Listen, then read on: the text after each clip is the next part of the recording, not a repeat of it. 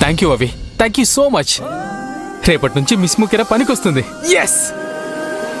ఇప్పుడు నీకు ప్రశాంతంగా ఉందా? నా ఆనందానికి హద్దులు లేవు. ఆహా, ఒక్కసారి ఊహించుకోవి. పొద్దు పొద్దున్నే నేను నిద్ర లేవగానే నా పిల్ల చేసిన కాఫీ టేస్ట్ చేస్తాను. తనను చూడ్డానికి నేను ఎక్కడికో వెళ్లాల్సిన అవసరం లేదు. తను నా ఇంట్లోనే, నా కళ్ళ ముందే, నాతోనే ఉంటుంది. అవునవును విరాట్ సార్, కాఫీ తీసుకుంటూ పళ్ళు ఎక్కిరించి మరీ ఇస్తుంది. ఎందుకురా? నేను సంతోషంగా ఉండడం నువ్వు చూలేవా? స్పీడ్గా వెళ్లే బండికి అప్పుడప్పుడు స్పీడ్ బ్రేకర్లు ఉండాలి బాబు. అతివేగం ప్రమాదానికి దారి తీస్తుంది, తెలుసు కదా? నాకేం స్పీడ్ లేదు. నా లవ్ స్టోరీ స్లోగానే సాగని. నేను ప్రతి మూమెంట్ని ఎంజాయ్ చేస్తాను. అలాగే ఒళ్ళంతా కళ్ళుండాలి, చాలా జాగ్రత్తగా ఉండాలి. మీనాక్షికి నువ్వే విరాజ్ అని తెలిసినా, లేదా మీ ఇంట్లో వాళ్లకు నువ్వు మీనాక్షిని ఇష్టపడుతున్నావనే విషయం తెలిసినా ప్రాబ్లం నీకే. అంతా ఆ దేవుడికే వదిలేశాను. నా లవ్ స్టోరీని ఎలా ముందుకు తీసుకువెళ్లాలో ఆయన ఏం ప్లాన్ చేశాడో అలాగే జరుగుతుంది.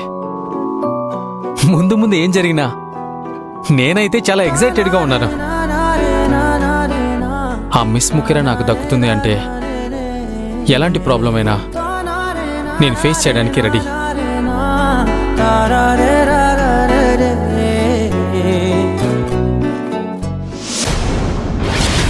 నన్నెందుకు కొడుతున్నారు అత్తయ్య? మీరనుకున్నట్టు ఆ మిథిల మంచిది కాదు.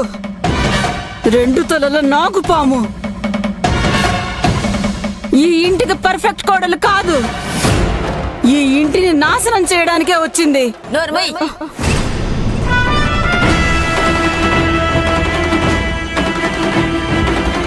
మిథిల గురించి ఇంకొక్క మాట మాట్లాడినా మొహం పగలగొడతాను, అర్థమైందా? రేవతి ఈ ఇల్లు వదిలి వెళ్లేలా చేశావు. ఏదో తప్పు చేసావనుకోవడానికి నీకు కొంచెమైనా పశ్చాత్తాపం ఉందా? ఇంత జరిగిన తర్వాత కూడా ఇంకా వాదిస్తూ అది చాలదన్నట్టు మిథిల మీద నింద వేయడానికి చూస్తున్నావా? అత్తయ్య, అది నన్ను అత్తయ్య అని పిలిచే అర్హత కోల్పోయావు నువ్వు. ఈ ఇంటి కోడలంటే నీలా ఉండదు.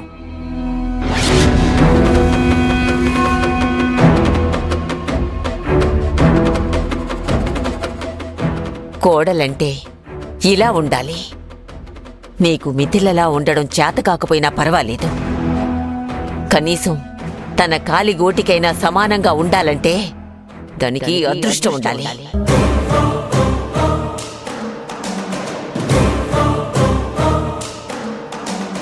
రంజిత్, నీ భార్య చేసిన ఘనకార్యంలో నీకూడా భాగం ఉందా? రేవతిని రూమ్ నుండి బయటకు వదిలింది నువ్వేనని ఎట్టి పరిస్థితుల్లోనూ ఇంట్లో వాళ్ళకి తెలియకూడదు. అమ్మమ్మ అడుగుతున్నారు కదా నాన్న, మాట్లాడండి, నిజం చెప్పండి. లేదు లేదు, ఇలాంటి నీచమైన పనులకి నేనెప్పుడూ సాయపడ్ను. అలా అయితే తప్పు చేసిన నీ భార్యని ఇంట్లో నుండి బయటకు పంపిస్తే నీకేం అభ్యంతరం లేదు కదా?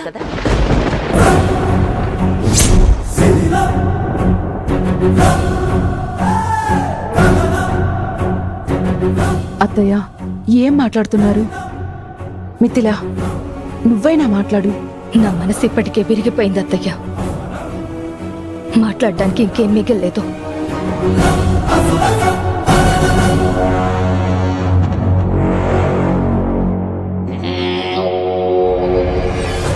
భవానీ, అరు ఇంట్లో తప్పుకు చోట్లేదు.